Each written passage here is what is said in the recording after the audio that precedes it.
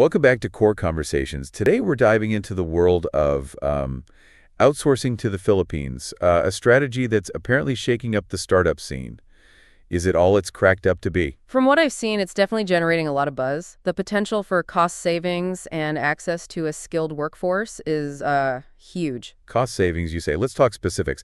Is it really as affordable as people claim? It can be, significantly so, depending on your needs. But it's not just about the price tag, it's about finding the right talent. Right, finding the right talent. That's the million-dollar question, isn't it? How do you navigate that? That's where careful vetting and a clear understanding of your requirements come in. It's not a simple plug-and-play solution. So let's unpack that vetting process. What are some key things startups should look for when hiring Filipino remote talent? Strong communication skills are paramount. You need people who can collaborate effectively across time zones. Technical skills are obviously important, but the ability to communicate clearly is often overlooked. Yeah. That makes sense. And what about cultural differences? How do you bridge that gap? Open communication and clear expectations are key. Setting clear goals and providing regular feedback helps build a strong working relationship regardless of cultural background. Plus, many Filipinos are already quite familiar with Western business practices. That's reassuring. Are there any specific industries where outsourcing to the Philippines really shines? Definitely. IT, customer service, and even creative fields like graphic design and animation are seeing a lot of success with Filipino remote teams. Let's circle back to the cost aspect. How does outsourcing to the Philippines compare to other outsourcing destinations? Generally, it's more cost-effective than many Western countries or even some other Asian hubs. The cost of living is lower, which translates to lower labor costs. But are there any hidden costs startups should be aware of?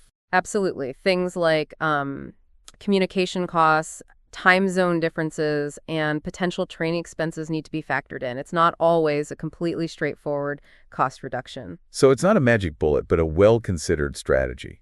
What about legal and compliance issues? That's crucial. Understanding the legal framework for employing remote workers in the Philippines is essential. Getting advice from legal professionals specializing in this area is highly recommended. Looking ahead, what are the long-term benefits of this strategy for startups? Access to a large pool of talent, scalability, and potentially significant cost savings can give startups a competitive edge. It allows them to focus on growth and innovation. And what are some potential pitfalls startups should avoid? Poor communication, inadequate training, and a lack of cultural understanding can lead to problems. Thorough planning and due diligence are key to success. So it's about finding the right balance between cost savings and investing in the relationship. Exactly. It's an investment, not just an expense. Let's say a startup is convinced. How do they actually find reputable outsourcing partners in the Philippines? Online platforms, networking events, and referrals are all good starting points. Due diligence is crucial at check reviews, references, and their experience. And what about managing a remote team effectively? Any tips? Regular communication, clear expectations, and the use of project management tools are essential. Building trust and rapport is key to a successful remote working relationship. So it's not just about finding the talent, but also about building a strong team dynamic. Absolutely. It's a partnership. Let's address some common concerns. What about language barriers? While English proficiency is generally high, it's still important to ensure clear communication channels and potentially provide translation services if needed. And what about time zone differences? How do you manage that effectively? Careful planning of work schedules and the use of asynchronous communication tools can help mitigate the impact of time zone differences. Yeah. What about security concerns? How do you ensure data protection? Choosing reputable outsourcing partners with strong security protocols and data protection measures in place is crucial.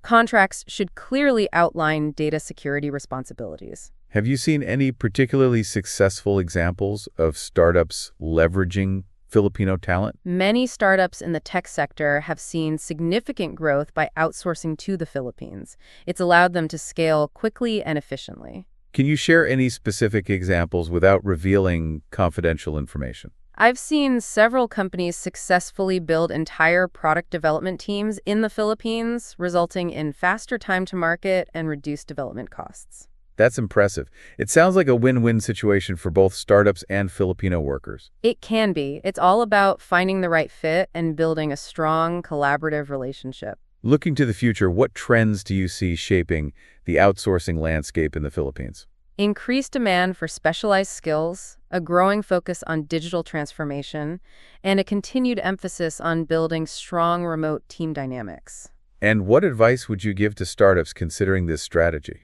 Do your research, plan carefully, and choose your partners wisely.